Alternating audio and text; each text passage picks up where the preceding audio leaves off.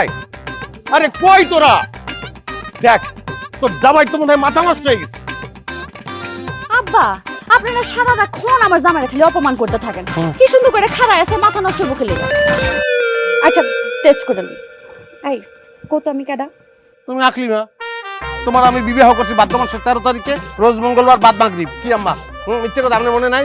আব্বাই বই রিক্সা একটা তাল পড়লো কান্দের উপরে, লগে লগে হে কইলো যে আমার মাইয়ারে একটা বিয়ে দিলে আমার মাইয়া সুখী হইবি না, কিন্তু সেটা তো আমরা মিথ্যে প্রমাণ করে দিয়েছি। কি দাম্পত্য জীবনে আমরা তো সুখী। হ্যাঁ কি সুন্দর করে ফটাফট করে সবকিছু করে দিতেছে। খুদাই সারাক্ষণ তুমি আমার জামাইয়ের পিছনে লেগে থাকো। আমি বিরাট বড় ভুল করে ফেলাইছি। হ্যাঁ তোর জামাই যদি মাথা নষ্ট নাই হবে তাহলে এত তরকারি এত সবজি কে বাজার থেকে নিয়ে আসে? এটাও তো কথা, এত সবজি আনছো কেন? আচ্ছা টেস্ট এখন তোমার করানো দরকার। আজ জামাই বাজার করানোর দিন না, এর লেগে আনছি। আর আমি বন্ড না, এর লেগে এগুলো আনছি। গরু খাসি এগুলো আনি নাই, বোঝো না? না হ্যাঁ গরু খাসি খাই কি? শাক লতা পাতা এগুলোই তো খায়। হ্যাঁ তা আমরা গরু খাইতে যাবো কা? আমরা ডাইরেক্ট শাক লতা পাতা খাইয়ে এলাম, ওরা খাওয়ানোর আগে আমরা এগুলো খাইয়ে এলাম। হ্যাঁ দুলা ভাই আমি কিন্তু বুঝতে পারছি আপনার ধারে টাকা নাই। তুমি তো বুঝবাই। তুমি ফেল করো না, বছর বছর ফেল করো না, তুমি তো বুঝবা। হিসাব বেশি বুঝে গেছো না, টা পয়সার হিসাব বুঝে গেছো। রে তোর লেগেই দরকার এগুলা। এর মধ্যে খালি ভিটামিন আর vitamin, A to Z vitamin. এই যে পুঁটি মাছ আনছি, এই পুঁটি মাছ বেশি করে এই যে চায় দেখো না, এরকম করে চায়। এই দৃষ্টি কোমল হবে এই পুঁটি মাছ খাইলে।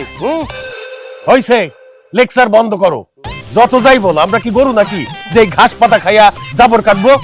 আব্বা না দেখো তোমাকে জামাই কত বাজার নিয়ে আসছে, একা একা আনতে পারতেছিল না, তাই আমি রাস্তায় গেছি সাহায্য করতে। আল্লাহ গো আল্লাহ, এত বাজার ঘাট করার কিসের দরকার ছিল জামাই বাবাজি?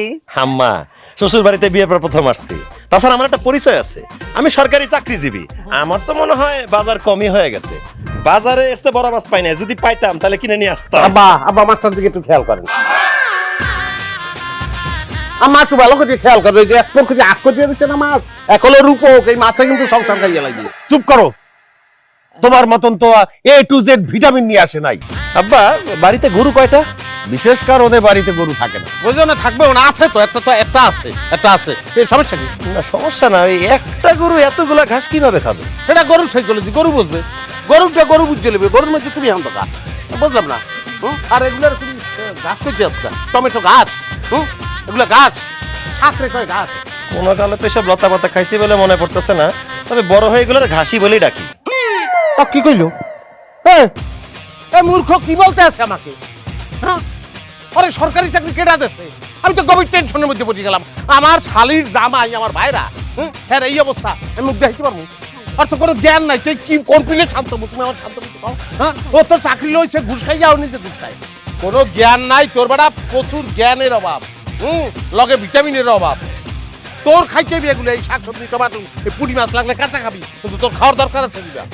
আপনার শরীর ভরা ভিটামিন, আপনার তো 2-3টা সরকারি চাকরি থাকা উচিত। এখন কোনো সরকারি কিন্তু আমি শান্ত শান্ত শান্ত শান্ত। এই তোর বাপ স্বামী, তোর স্বামী তোর স্বামী তোর স্বামী কিন্তু আমার অপমান করার চেষ্টা করতে আছে। পেতম আমি কিন্তু এটা গায়ে মাহি নাই। সাবধান করে দিই, ফারদার এই ধরনের কথাবার্তার জন্য আমাকে না বলে। দুলাভাই কই যান?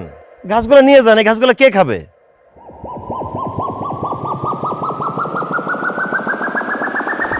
কাছি খাবো,